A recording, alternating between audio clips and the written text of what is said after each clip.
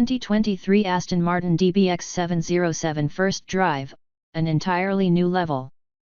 A new world-beating SUV reveals a new Aston Martin. The 2023 Aston Martin DBX 707 represents a new level for the brand. So said Andrew Tokley, Senior Manager of Vehicle Engineering.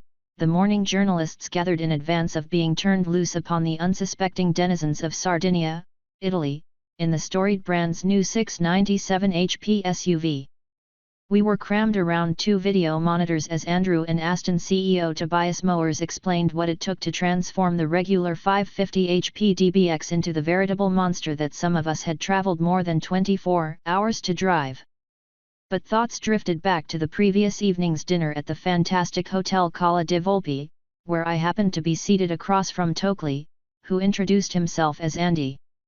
I asked Andy how much of the DBX 707 can be traced to the fact that Moers is now running the Aston show. Andy smiled and nodded. "We protected the platform from the beginning for a high horsepower offering," he said. "But Tobias got us to turn it from 9 up to 11. That quote alone was worth a 7-hour layover in Rome." To tie it back to Andy's opening statement, the DBX 707 represents what Aston Martin now stands for: beautiful machines with ultra-luxurious innards that offer class-leading performance. That last quote is from the man himself, AMG's ex-CEO Moers, who was brought into the Aston fold by billionaire owner Lawrence Stroll to once again save the company from the ever-looming maw of bankruptcy. Before Moers' arrival, it was hard to explicitly state what Aston precisely stood for beyond pretty cars. Cynics could and will argue that Stroll bought the storied British brand simply so his son could go F1 racing, but Moers is taking the opportunity and riding the gift horse straight down the throats of the competition. He's doing the one thing he knows how to do in this business: make mean machines that beat up all comers. The benchmarks.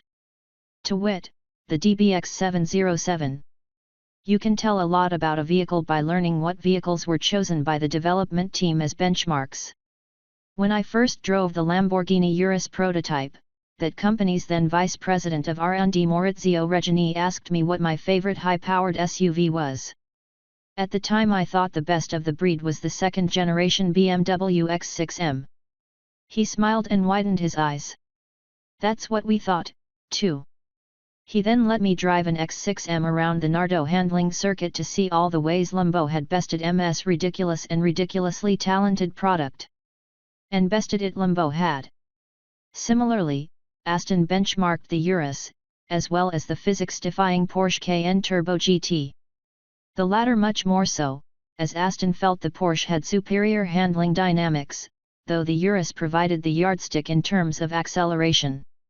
The Aston's thrust comes courtesy of the most powerful version ever of the AMG-sourced M177 4.0-liter twin-turbo V8, which pumps out 697 horsepower at 6,000 rpm and 664 lb-ft of torque at a fairly low 2,600 rpm.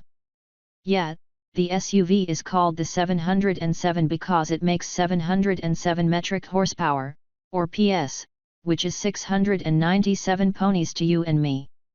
The fascinating part is that the DBX 707's iteration of the M177 makes more power than any AMG version.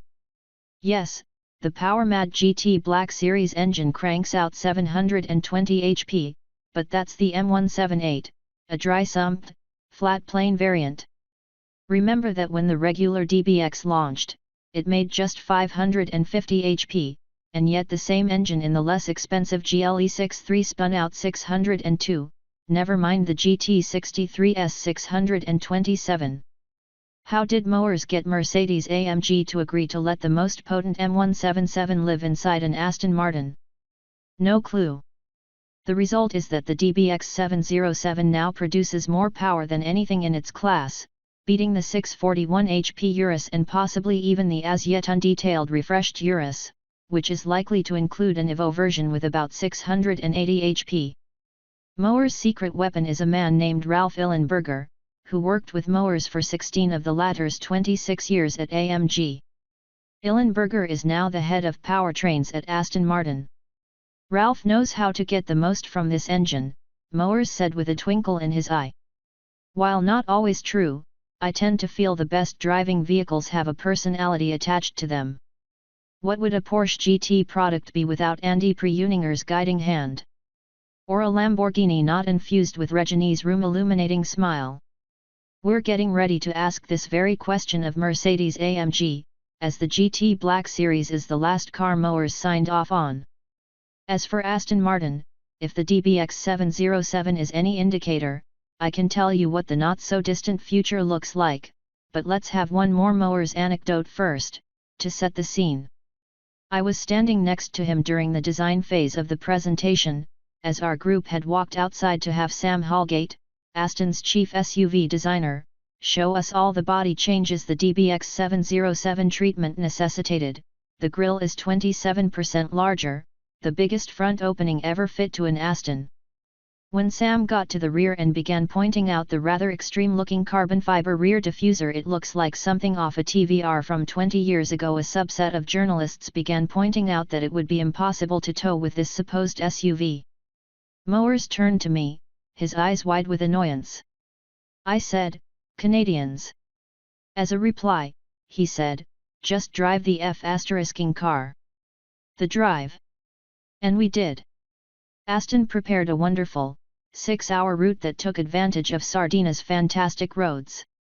Glass smooth and ever-changing, the hundreds of miles showed us everything the DBX 707 has to offer a driver.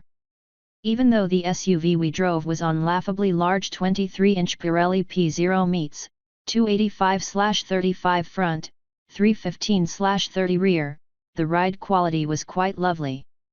Tokley told us that due to all the suspension changes, Aston felt the ride quality had been improved over the base DBX.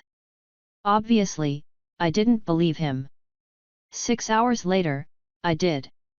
The front suspension has been stiffened, but the rear has been softened, and I can report the DBX 707 rides rather well. Full luxury? No. It maintains a sporty, up-on-its-knuckles athletic vibe, but it certainly doesn't beat you up. What a world! Now for the exciting part. Damn, can this thing boogie? Just knowing the numbers, I suspected acceleration would be elemental. You can't point to a single thing it's not just the shortened, carbon fiber, single-piece drive shaft, or the tweaked transmission on which Illenberger undoubtedly worked his tradecraft, too, or the mighty twin-turbo V8, but this combination is cracking, as the Brits say. Not just from a dead stop, either, though the dead simple launch control, have Sport or Sport Plus mode active, put a foot on brake, put the other foot on throttle, release brake, and go, does impress. Indeed, the raw, furious power awes and astounds in every situation. Aston's 0-60 mph claim of 3.1 seconds is probably conservative. We know an Urus can hit 60 miles per hour in 3.0 seconds, and I'm sure the 193 mph top speed claim is at least close to accurate, though I only saw 140. Ferocious is the best way to describe all aspects of how the DBX 707S accumulates speed. Then there's the handling. I really love the Lamborghini Urus. I did 10 laps around WeatherTech Raceway Laguna Seca last year in a Verde Manits, obnoxious green, example, and I giggled like a fool the entire time. It's silly, stupid fun in SUV form. I haven't had as much seat time in the arguably better to drive Porsche Cayenne GT Turbo, but I remember thinking, man, this Porsche isn't like other SUVs after driving one. It may be even better than the Urus. Well, friends, I think Aston Martin has beaten them both at the physics-defying super SUV game.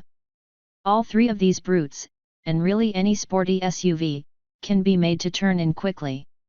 The trick is when you get down to the apex of a corner and the braking is done and it's time to roll back on the power, every single fine-handling SUV plows a little bit. There's just a bit of push, a touch of understeer, a moment to let you know, hey, jerky, you're rocking an SUV. Calm down. Even in that impressive Porsche, after a few laps or a few minutes of hard driving, the tires get greasy and the front end succumbs to reality. It's nothing to be harsh about, but it always happens.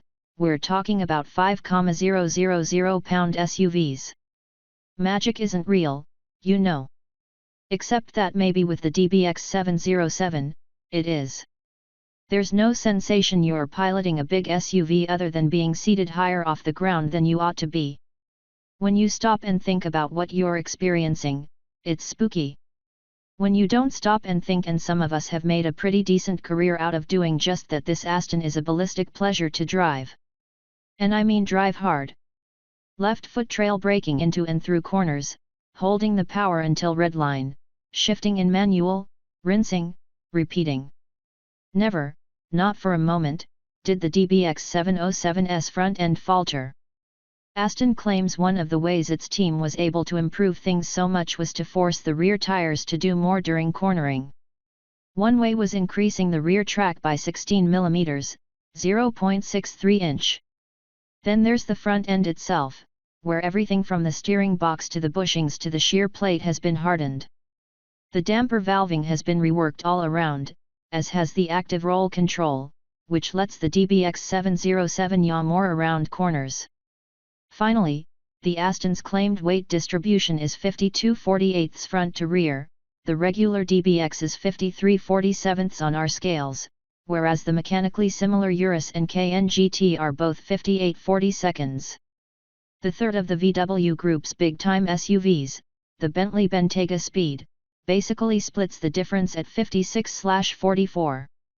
Mowers pointed out that those imbalances are the drawbacks of platform sharing.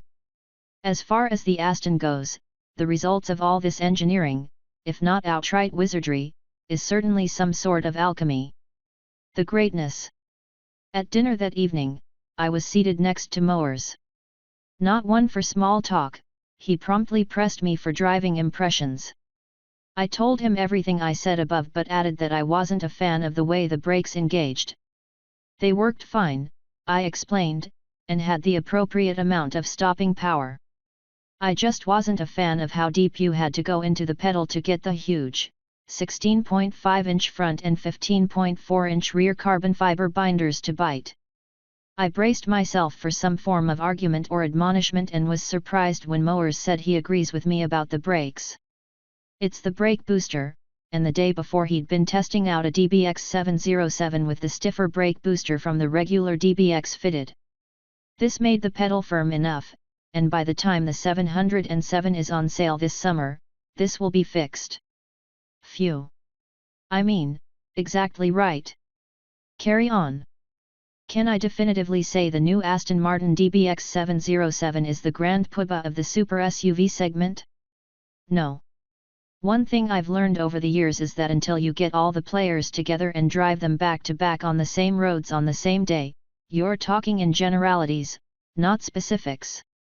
I'm a skosh, a farthing more than halfway positive that Aston's done the near impossible and beaten the best in industry, the Volkswagen Group, at their own steroidal SUV game. Our man in Greenwich, Angus Mackenzie, agrees with me. With a future comparison test comes certainty. Until then, know that Aston Martin thinks the DBX 707 will account for 70% of all DBX sales, which, considering a starting price of $239,086, displays confidence in its own product. More important for fans of the brand, this new chapter in the book of Aston is a good one. Imagine this powertrain in a non-SUV. Something with 2 doors and that blustery engine behind the driver's head. Maybe call it the Vanquish? I can't wait.